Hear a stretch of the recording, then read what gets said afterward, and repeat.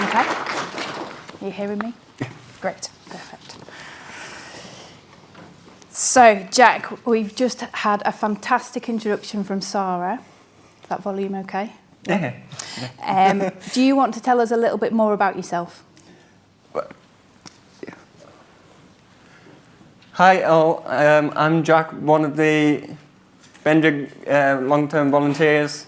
I have been volunteering for 3 years long-term, and it's been an amazing journey volunteering with a charity like Bendrigg Trust. I have been a visitor here before my volunteering time, my volunteering journey. And with various other charities like the Deaf Children's Society and a few other charities that I'm part of. So I thought, why not give this a go and volunteer for Bendrigg just to give back all their great support and hard work. Yeah.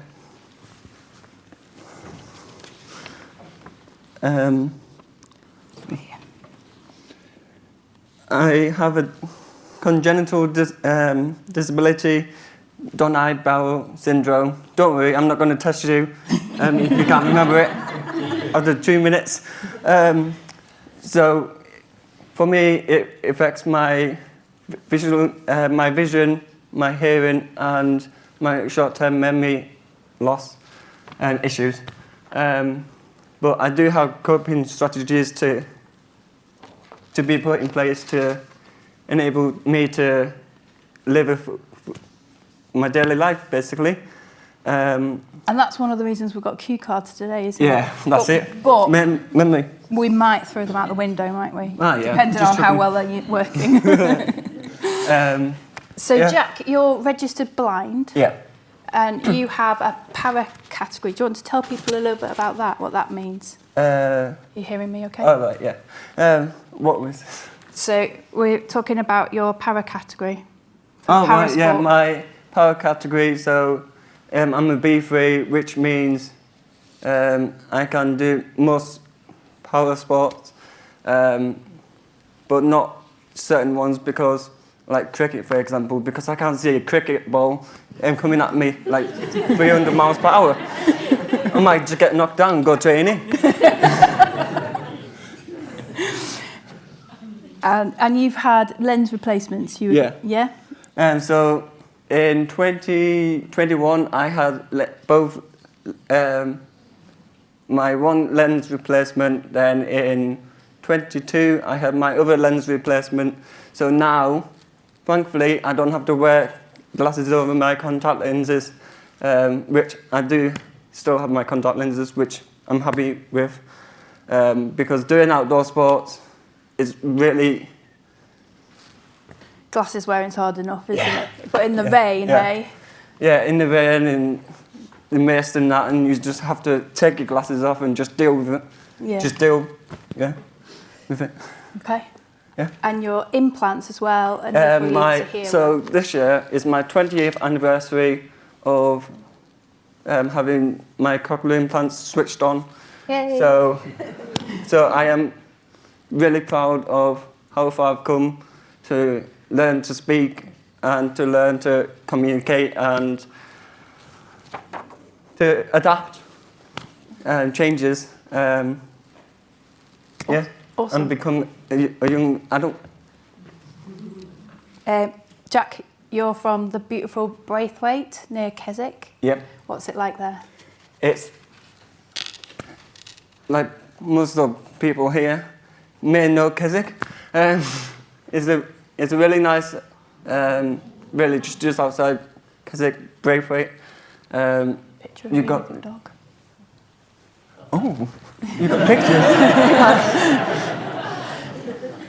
You've been practicing so many times and I forgot about the pictures. So this is me and my dog, Flynn. He's been pretty much part of my life and supported me throughout. I take him out for walks and that if I feel so like down and feeling anxious. Yeah.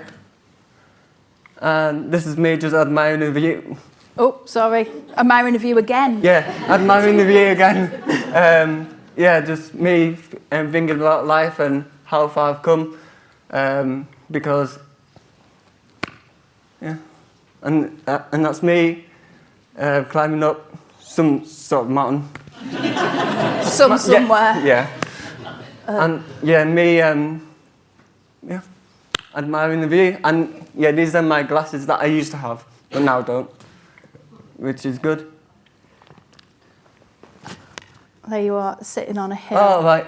Yeah, this is me admiring the view at 5 a.m. in the morning, drinking my tea. Looking out on the... On top of cat bells. And that's me admiring the view on top of cat bells again at 5 a.m. in the morning.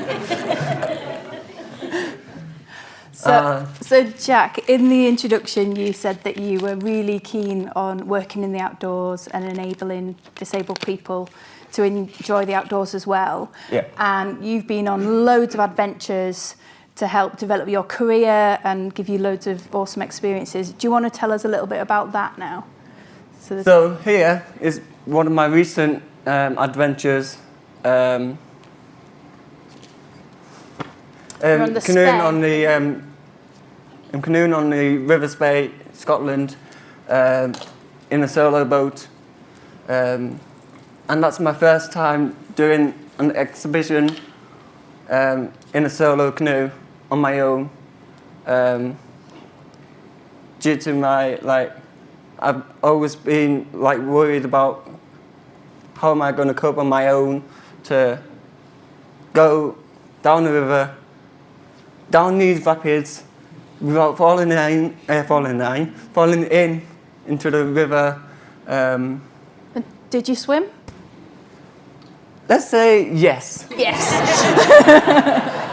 I'm happy about that. I've learned my lesson. That's what you do. Learn your lessons after. Yeah. But you're here to tell the tale, right? Yeah. Well, so I was paddling down on my last day, saw the shore of the sea bank, and I was like, oh yes, this is going to go really well. I'm going to go down here on my own. Yeah, what could possibly happen? Famous last words. Famous last words. Then I went round the corner, and little did I know there was a branch on my left-hand side, and I was like, wow, that just appeared. I'm like, oh, came through my peripheral vision, which I don't have. So I'm like, great to meet you. So I went under, and someone saved me with their tow line on their canoe, and they saved me and pulled me to the bank. So I felt so grateful to be here. So you've had lots of other adventures. Yeah. One thing you do quite a bit is sailing. Do you want to tell it's sailing. us about So here is me sailing across to Avon Foy, or Fowey for some people. Best ice cream ever. Yeah, best ice cream ever. But we didn't have ice cream in this picture because I was helming the boat with a charity called Ocean Youth Trust South, but with another charity that I'm part of, which is a Max charity, which helps people with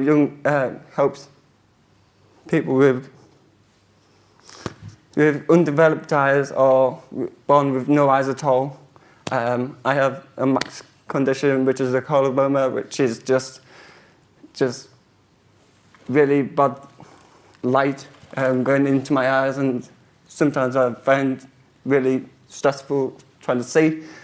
So sometimes I do have a cap or sunglasses just in case I don't get blinded. There you are. Yeah, just me again. What's happening? I don't drive.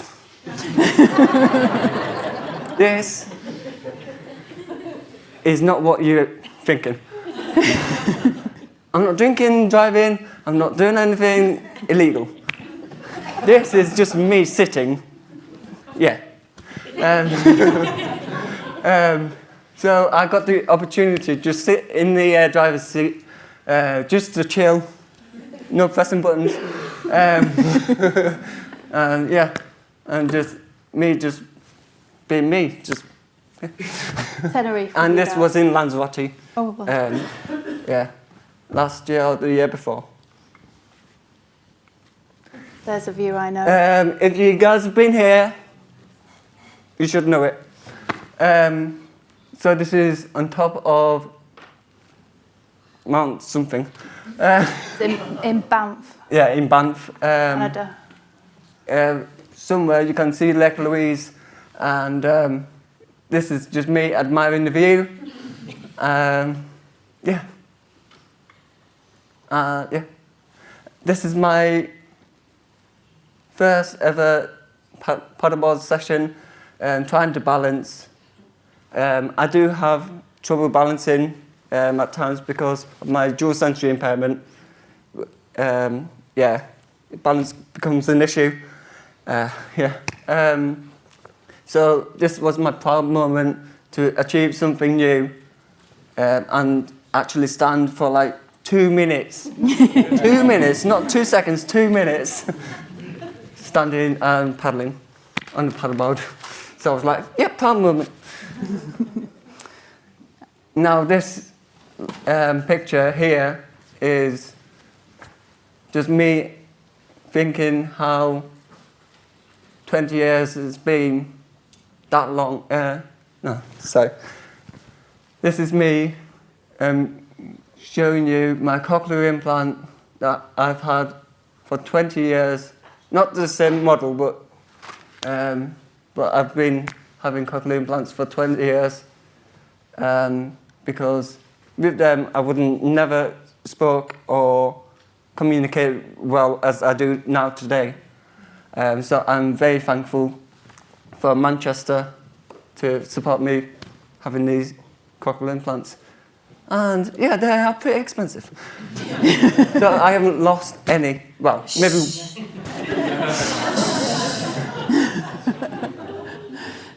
So Just so you can't hear that.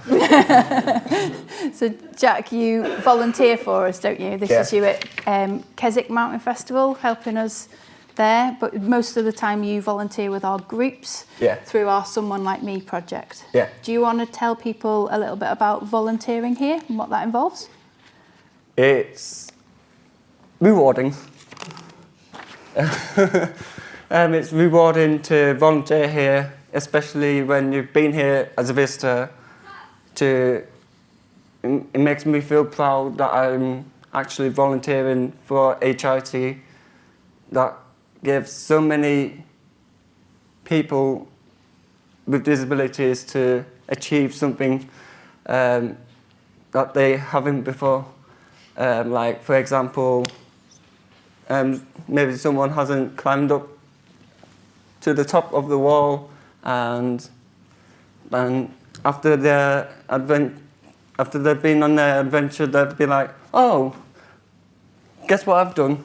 I've been up that wall and I have achieved something new. So me and Kate have been contacting each other to say, to talk about what volunteering opportunities. So. It's all right. So I email you, don't I? Yeah. So so for my short-term memory issues, me and Kate contact each other via email to say, just to remind me to say, oh, Jack, you're in this weekend. Jack, you're in that week. Jack, you're in this week. So I'm like, just having to agree, just in case. I need some volunteers. and they'll be like, Jack. It's because he's rather good. Yeah. But it's been a two-way process, hasn't it? You've given loads to Bendrigg because you've enabled us to enable lots of other people who have similar needs to yourself be able to access us in a much more enabled way. You've taught us about things like bump-ons, reflective strip. Who knew that the posts underneath the balcony were invisible at night? If you have nighttime blindness, we didn't realise, but we do now. Oh yeah. Yeah. Well, I do now. Yeah. Oh, what was that? Who knew that these tables blended into the floor and were non-existent yesterday? Hence the yellow tape. I'm That's like, all thanks to you, Jack. Yeah. So it's a proper partnership that we've got, isn't it? And you help us every day to make Bendrigg a better place. And it's all to do with communication, isn't it? Yeah. Have you got any final last words? You wanted to talk about mental health? Ooh. And how volunteering has supported your mental health? So, there was something this morning. Lunch has destroyed it. Well, Jack, I remember you saying to me a while ago that if you remember that everybody is an individual. Yeah. So everyone is an individual with their own strengths and challenges. Together we are a team. Yeah. Yeah, a team. Together we're a team. Yeah. Yeah. Thanks, Jack. And making the impossible possible. Yeah.